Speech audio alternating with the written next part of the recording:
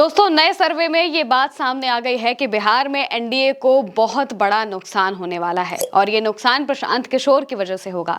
प्रशांत किशोर लगातार एनडीए के नेताओं पर आरोप लगा रहे हैं। उन्होंने जेडीयू के नीतीश के सबसे करीबी नेता अशोक चौधरी पर आरोप लगाया था। इसके अलावा बीजेपी के नेता सम्राट चौधरी पर वो आरोप लगा चुके हैं। मंगल पांडे पर उन्होंने आरोप लगाया था और एक और बीजेपी के नेता पर उन्होंने आरोप लगाए थे। अलग अलग तरीके के आरोप इन पर लगे थे और अब इसको लेकर एक सर्वे सामने आया है। सी वोटर का सर्वे सामने आया है जिसमें जनता से ये सवाल पूछा गया कि इन आरोपों को लेकर जनता आखिर क्या सोचती है, ये आरोप लोगों को किस तरह से प्रभावित कर रहे हैं।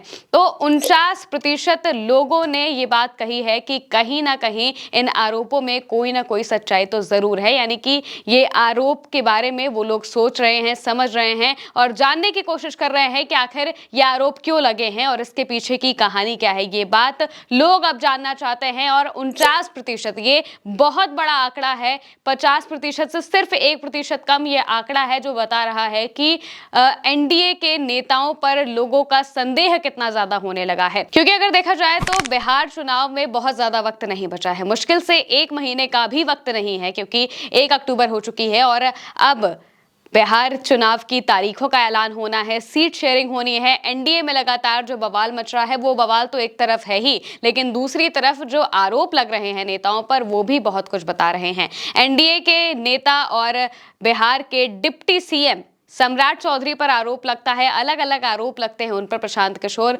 आरोप लगाते हैं, उन पर तो कई ज्यादा आरोप लगाए गए हैं। उनकी डिग्री को लेकर आरोप है, उनके नाम को लेकर आरोप है, एक महिला के मर्डर केस को लेकर भी आरोप है और ये सारे आरोप मिलकर एनडीए की मुसीबत बढ़ा सकते हैं। क्योंकि जिस तरीके से बिहार में भ्रष्टाचार के बारे में जब भी किसी पार्टी को लेकर बात होती है तो वो उस पार्टी पर दाग की तरह हो जाता है, धब्बे की तरह हो जाता है। जो एनडीए लगातार तेजस्वी यादव पर आरोप लगाती रहती थी भ्रष्टाचार को लेकर, पुराने मामलों को लेकर, उनके पिता लालू प्रसाद यादव का नाम ले लेकर आती थी भ्रष्टाचार के मामलों में, अब वही एनडीए खुद अपनी ही एनडीए के जो दल हैं वो इस वक्त भ्रष्टाचार के मामलों में लगातार उनके नाम सामने आ रहे हैं, आरोप सामने आ रहे हैं और ऐसा नहीं है कि इनका असर जनता पर नहीं पड़ता। जनता सब कुछ देखती है, सब कुछ समझती है और ये बात प्रशांत किशोर भी अच्छे से जानते हैं। इसी वजह से वो बार बार इस बात को कह रहे हैं, खुलेआम मीडिया में सामने आकर प्रेस कॉन्फ्रेंस कर कर अलग अलग बातें बता रहे हैं कि भाई हम ये आरोप इन पर लगा रहे हैं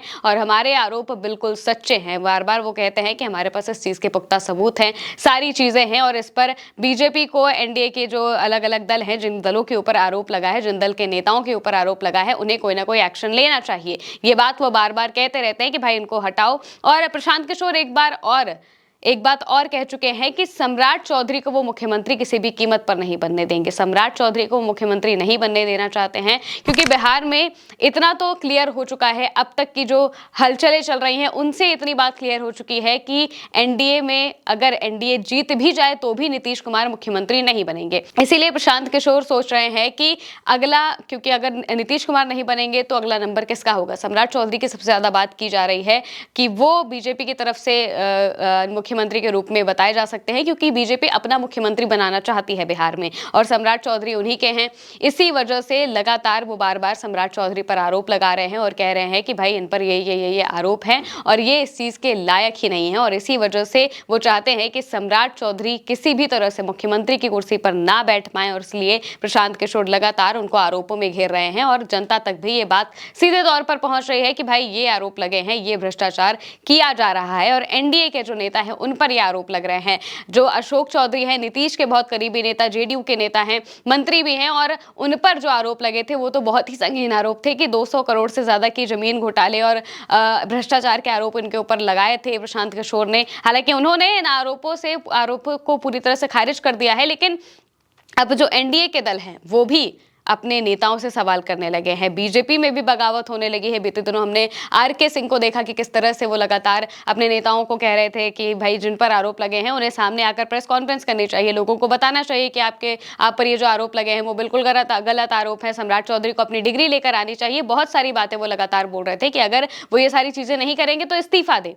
ये तक बात आरके सिंह ने कही थी। और इस बीच जो चिराग पासवान है उनका भी नया एक बयान सामने आया है। उन्होंने भी कहा है कि भाई जिन नेताओं के ऊपर आरोप लग रहे हैं उन्हें जवाब देना चाहिए इस चीज का, क्योंकि जनता भी जवाब मांग रही है। और ये सर्वे भी यही बता रहा है कि जनता को जवाब चाहिए। जनता भी सोच रही है कि आखिर ये आरोप लगे हैं तो कहीं ना कहीं इनमें कुछ ना कुछ सच्चाई जरूर होगी, और अगर सच्चाई है तो इस पर जो जिन पर आरोप लग रहे हैं वो इस पर कोई जवाब क्यों नहीं देते हैं। ये भी सवाल लगातार जनता की तरफ से किया जा रहा है। और चुनाव में बहुत ज्यादा वक्त नहीं बचा है, और उससे पहले ही ये सारी चीजें होना एनडीए के लिए बहुत मुश्किल खड़ी कर सकती है, क्योंकि एनडीए में सीट शेयरिंग को लेकर तो बातें चल ही रही हैं। सीट शेयरिंग को लेकर जो मुद्दा है वो पूरा लगातार गर्माता जा रहा है। चिराग पासवान अलग अपनी 20 से 22 सीटें मांग रहे हैं। एनडीए और जो बीजेपी और जेडीयू है उनकी सीटों पर दावा ठोक चुके हैं। वहीं दूसरी तरफ जो जीतन राम मांझी है वो भी 20 सीटों की बात कह रहे हैं कि भाई 20 सीटें नहीं देंगे तो आपका राजनीति का पहाड़ हम तोड़ देंगे। और बहुत सारी बातें एनडीए के जो घटक दल है, अलग अलग दल है, वो दबाव बनाने के लिए कर रहे हैं कि भाई उन्हें